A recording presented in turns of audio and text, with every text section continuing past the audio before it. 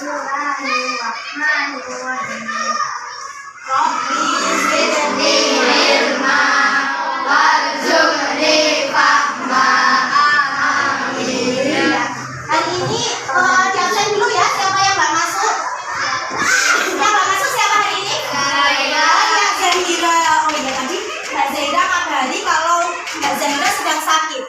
Kita doakan bersama-sama semoga Mbak Zahira lekas sehat ya dan bisa berkumpul lagi bersama kita lagi belajar bersama.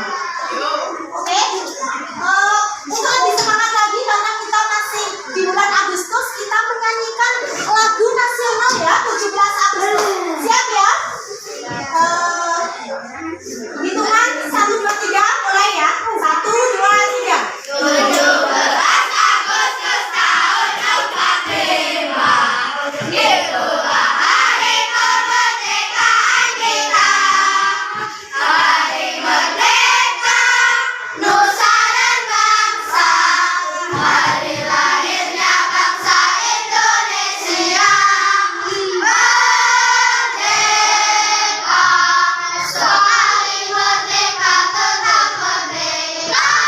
Selama hayat masih dikandung badan. Kita tetap setia membela negara Indonesia. Kita tetap setia membela negara kita. Asik. Kemarin kita sudah belajar tentang apa itu pengertian dari zakat fitrah, kemudian hukum zakat fitrah, dalil tentang zakat fitrah, kemudian ketentuan zakat fitrah yang ada rukun, syarat zakat fitrah, dan juga takarannya. Nah, hari ini untuk lebih semangat lagi, kita tepuk semangat dulu ya. Tepuk semangat. Semangat semuanya ya teman-teman ya.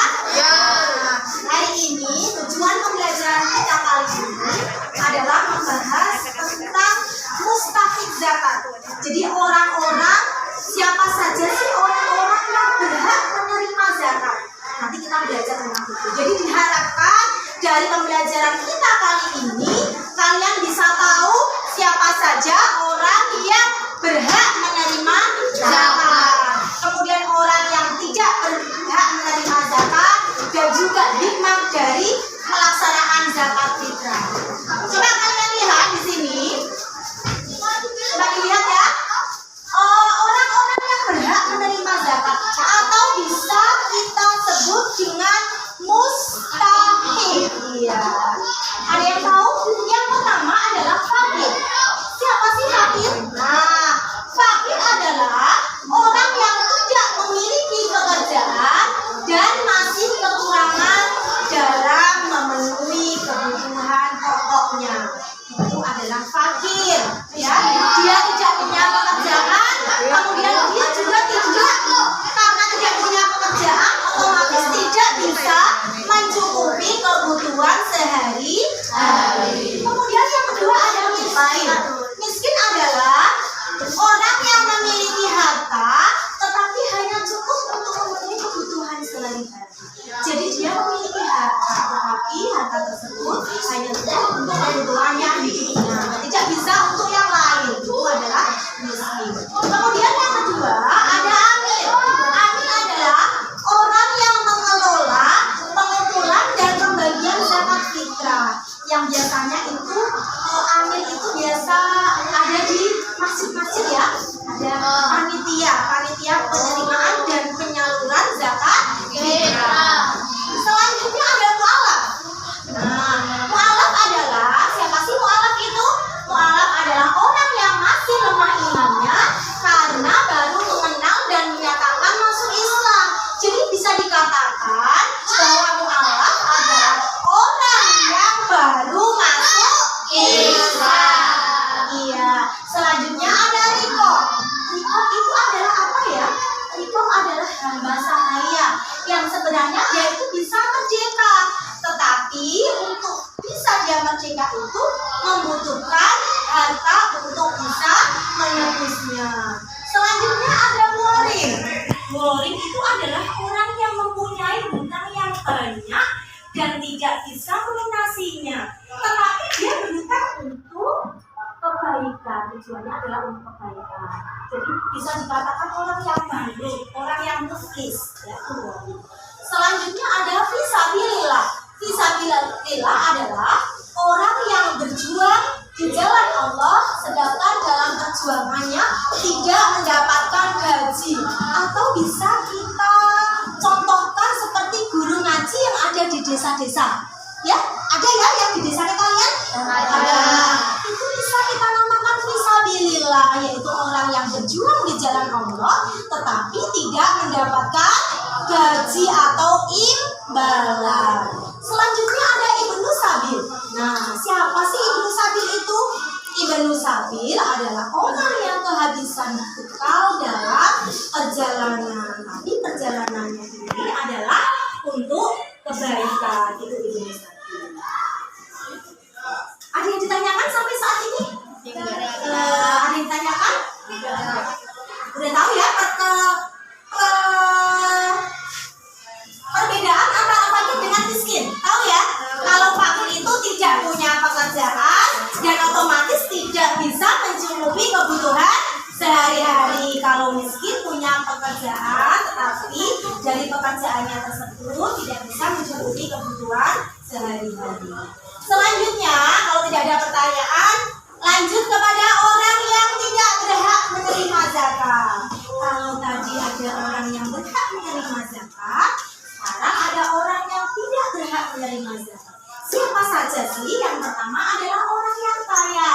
Kaya dengan usaha dan penghasilan. Jadi orang kaya itu tidak berhak menerima zakat karena dia sudah termasuk orang yang mampu. Kemudian yang kedua, hamba sahaya. Karena di sini hamba sahaya itu masih menjadi tanggungan tuannya. Jadi nanti zakatnya ini juga tuannya yang memberikan zakat, yang berhak untuk mengeluarkan zakat hamba sahaya tersebut. Kemudian yang selanjutnya, yang ketiga adalah keturunan Rasulullah, para habaib. Nah, para habaib, syarif-syarifah itu tidak berhak menerima zakat. Selanjutnya ada orang yang tidak beragama Islam atau non-muslim. Meskipun dia adalah seorang yang fakir atau miskin, tetapi dia tidak beragama Islam atau non-muslim, maka dia tidak berhak menerima zakat. Selanjutnya, orang yang tercukupi nafkahnya oleh orang yang menanggungnya. Jadi ada yang bisa menanggung kehidupannya, ini juga tidak berhak menerima zakat. Kemudian orang yang fisiknya kuat, masih kuat bekerja, masih punya penghasilan yang cukup, nah ini juga tidak berhak menerima zakat. Nah, sebelum kita masuk ke materi berikutnya, untuk mengingat siapa saja sih seseorang yang berhak menerima zakat, Bu Niri punya nyanyiannya. Jadi biar kalian itu bisa mengingat secara terus-menerus mustahik zakat. Nah, ada yang pernah mendengar atau menyanyikan lagu Hilal Watok? Iya, sudah bisa semuanya ya? Nah, ini adalah lagunya itu lagu Hilal Watok. Bu Niri menyanyikan dulu, kemudian nanti ditirukan ke kalian ya. 8 asnaf yang berhak terima zakat. Yuk, sama-sama. 8 asnaf yang berhak terima zakat. 1 fakir, 2 miskin. Yuk, 1 fakir, 2 miskin. 3 amil, 4 mu'alaf. 3 amil, 4 mu'alaf. 5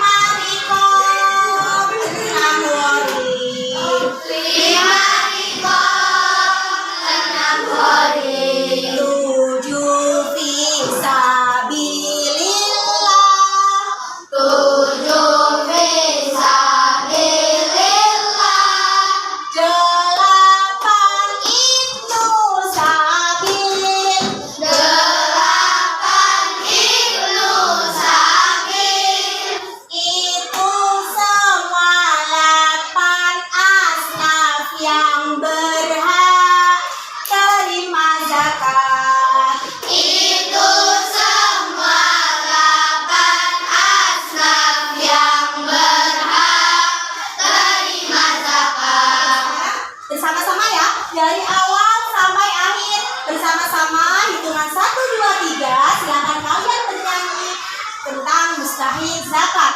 1, 2, 3. Delapan anak yang berhak terima zakat. 1 fakir, 2 miskin, 3 hamil, 4 mu'alaf, 5 rimon, 6 mu'lim, 7 fisabilillah, 8 ibnu sabil. Itu semua 8 asnaf yang berhak menerima zakat. Itu semua 8 asnaf yang berhak menerima zakat. Sudah apa ya? Siapa saja yang mustahik zakat? 1, Fakir, 2, miskin, 3, hamil, 4, mu'alaf, 5, rimon, 6, mu'lim, 7, fisabilillah, 8 ibnu sabil. Selanjutnya, materi selanjutnya adalah tata cara membayar zakat fitrah. Yang pertama, tata caranya adalah kita memilih makanan pokok dari suatu daerah tersebut. Jadi kalau Indonesia makanan pokoknya beras, berarti zakat yang kita keluarkan adalah berupa beras. Kemudian yang kedua, kita takar sesuai dengan ketentuan yang ada, sesuai dengan kaidah ilmu fikih. Di dalam kaidah ilmu fikih, takaran zakat fitrah yang harus dikeluarkan adalah 1 sok. 1 sok itu berapa? Kalau diliterkan 3,5 liter. Kalau kilogram 2,5 kilogram. Tetapi alangkah lebih baiknya dilebihkan. Karena di dalam beras itu biasanya terdapat jerami, terdapat kerikil yang nanti akan membuat takarannya itu bisa berkurang. Jadi dilebihkan itu lebih baik. 3 kilo bagus.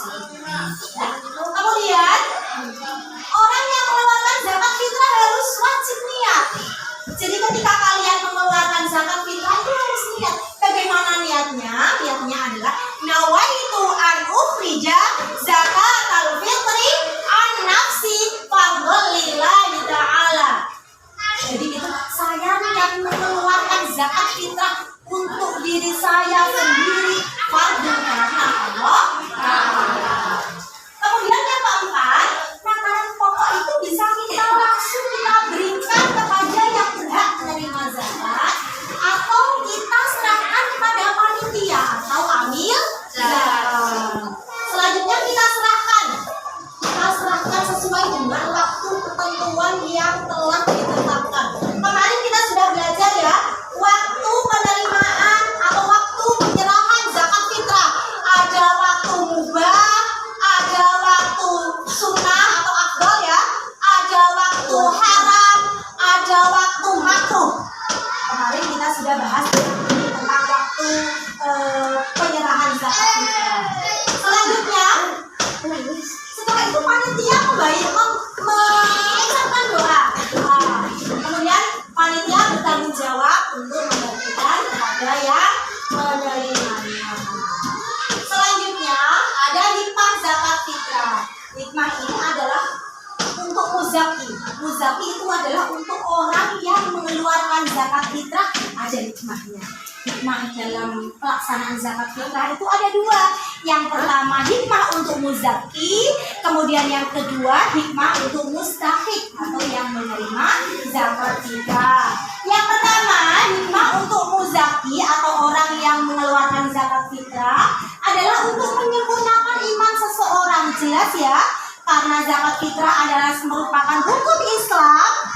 Ini bisa sempurna iman kita ketika kita mengeluarkan zakat fitrah. Kemudian yang kedua, menyucikan diri dari sifat kikir dan sombong. Jadi ketika kita mengeluarkan zakat fitrah itu akan terhindar dari sifat yang kikir. Kikir itu apa? Pelit, ya, atau sombong. Sombong itu merasa aku udah mampu. Itu nggak boleh. Jadi menghindari sifat-sifat yang ada. Kemudian yang ketiga, fitrah, maka akan semakin diperbanyak rezekinya oleh Allah. Selanjutnya adalah terhindar dari siksa api neraka. Kemudian meningkatkan rasa peduli terhadap sesama. Orang yang mampu peduli terhadap orang yang tidak mampu atau orang yang fakir miskin. Kemudian sebagai rasa syukur atas nikmat yang diberikan oleh Allah, jelas ya. Seseorang yang mampu, seseorang yang kaya akan merasa terus bersyukur karena diberi rezeki oleh Allah, kemudian bisa berbagi dengan orang yang tidak mampu. Itu adalah hikmah bagi muzaki. Selanjutnya bagi orang yang menerima zakat atau mustahik, hikmahnya apa? Yang pertama, meringankan beban ekonomi yang dihadapi. Seseorang yang tidak mampu, ekonominya menjadi ringan karena mendapatkan zakat fitrah. Kemudian yang kedua, mempererat tali silaturahmi, jelas ya. Ada hubungan yang baik antara orang yang mampu dengan orang yang tidak mampu. Ini mempererat tali silaturahmi dengan adanya zakat fitrah. Kemudian terhindar dari perbuatan maksiat. Jadi orang yang mampu tidak bakal mencuri karena sudah mendapatkan zakat fitrah yang bisa untuk memenuhi kebutuhan sehari-hari. Selanjutnya, meningkatkan ketakwaan kepada Allah, jelas ya, bertambah keimanan dan ketakwaan kepada Allah karena telah diberikan rezeki. Oke, selanjutnya Bu Diri akan memberikan lembar evaluasi. Kalian kerjakan sesuai dengan kelompok masing-masing. Kelompok sini adalah kelompok muzaki. Ya, ada Mbak Lydia, ada Mbak Zia, dan teman-teman ini adalah kelompok muzaki. Kemudian kelompok yang sana kelompok mustahik. Ya, selanjutnya untuk kelompok ini ya ada Mbak Alifa, Mbak Hala, Mas Fahmi. Nah, ini adalah kelompok Ibnu Sabil. Yang sana, yang paling ujung, kelompok Sabilillah. Siap ya? Nah, silakan kalian tulis nama kelompoknya, kemudian tulis nama anggotanya. Kemudian kalian diskusikan yang ada pada lembar kerja ini yang nanti saya bagikan ya. Silakan kalian tulis. Ini digeser aja sana Mbak, nanti biar bisa bermusyawarah atau berdiskusi bersama teman-temannya.